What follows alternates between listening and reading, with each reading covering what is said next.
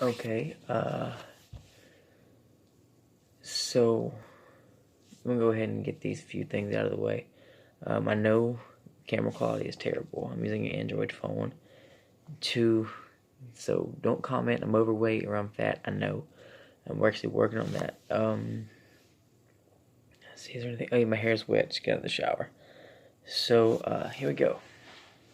I've seen a few people post activist videos and all that on Facebook and Instagram and even YouTube, and it's actually kind of, I guess, inspired me to do something of the sort.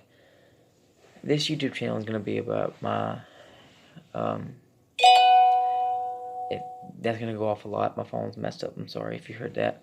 If you didn't, then you don't know what I'm talking about, but don't worry about it. This YouTube channel is going to be about my spiritual walk. I've kind of renewed it here lately, and we're going to start off with my testimony in this video. Now, this probably will be about 10 minutes long, 15 at the most. I'm trying to keep it short. So, I was born in 2001. Nothing really happened up until 2014 when my grandfather died. My grandfather at the time was my best friend. So after that, things got rough. Now, I didn't do anything, that was a fly. I didn't do anything bad. Never really have been a kind of a bad kid. And my dad and I, whenever, I was little, we were alike, very alike. So we butt heads, as you could probably imagine. But after, my grandfather died, we kind of became a little bit closer. And then jump to about 2 years later.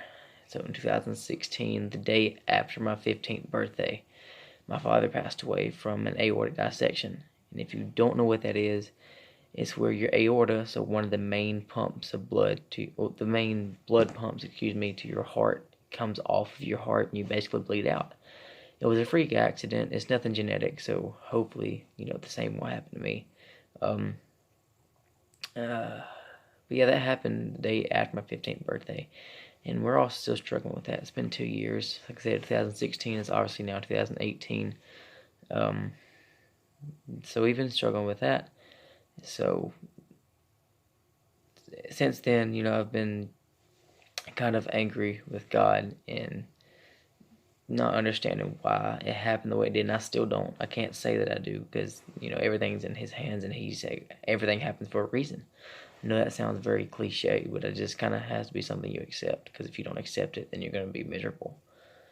I have right now at the current moment, I've not changed my name.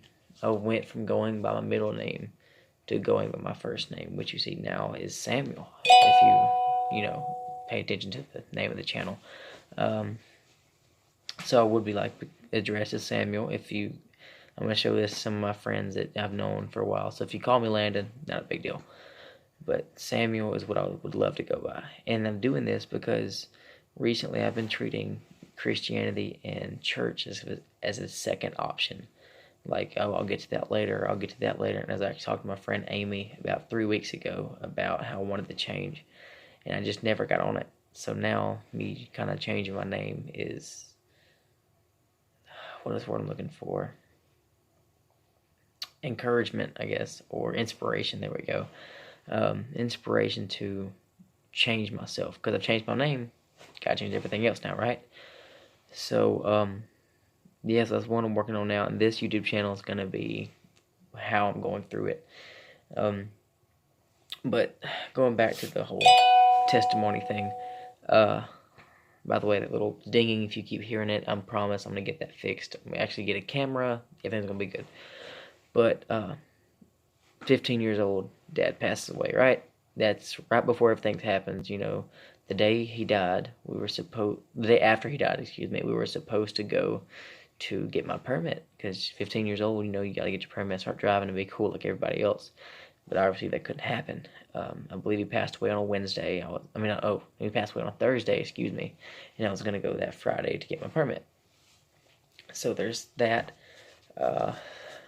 And then ever since then, everything's been downhill. I've been, like I said, angry with God, and I've been treating Christianity as a second option, and that kind of scares me, because my biggest fear is, pushing it off and pushing it off, and a freak accident happened, car wreck, getting shot, something like that happened to my dad. It happens to me, and I have no more shots. I'll get to that later. That's the end. And the worst feeling in the world is going to be when my creator looks at me and says, go away from me, I never knew you. That's my biggest fear. I don't want that to happen. If you are spiritual, or even Christianity specifically, that should be your biggest fear. But so where was I? Oh yeah, we've been struggling a lot. We've actually been moving, not really from house to house to house to house, but the house I grew up in, which was a pretty big house, we lived in for close to a year after my dad died. Yeah, close to a year, we'll say that.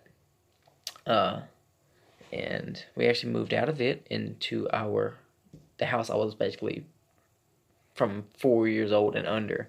That's where I lived. Into this trailer. We actually basically had to rebuild it. We had a lot of help from my great and amazing family.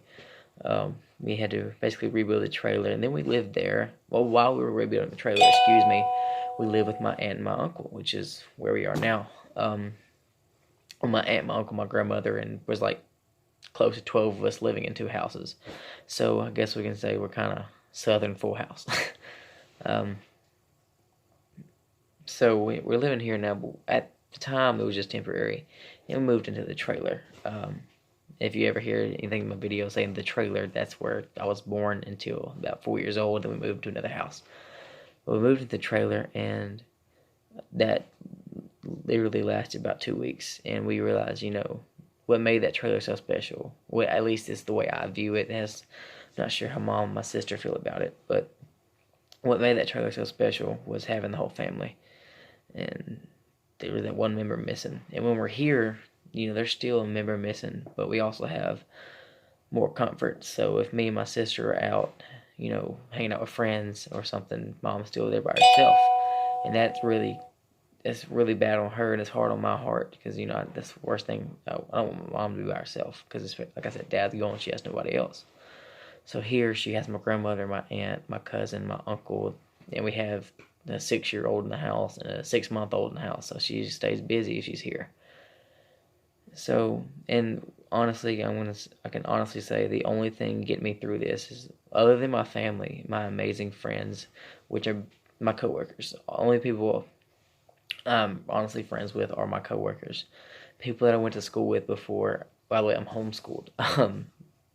Drop the jokes in the comments below if you're going to comment them.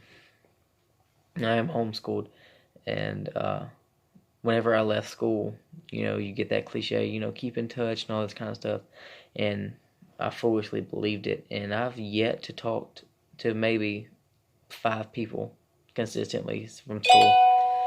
So, nothing against them, but I should have known better. But we're on year 2 of dad being. Well, actually, we're working on year 3 of dad being gone, and the only thing getting me through is my friends and music. I do play a guitar a little. Now I don't play very well, but if it wasn't for, I'll just say their names. Don't use their last names for privacy's sake. Heather, Drake, and Anna, my 3 main musically talented friends. If it wasn't for them, I'd be at a total loss. Especially Heather. We're kind of in the same situation, so she's helped me out tremendously. So thank y'all for that. So I guess that's really it. I know I didn't really share much. This is just the first video, and I'm kind of nervous, which is weird because I'm very used to public speaking. But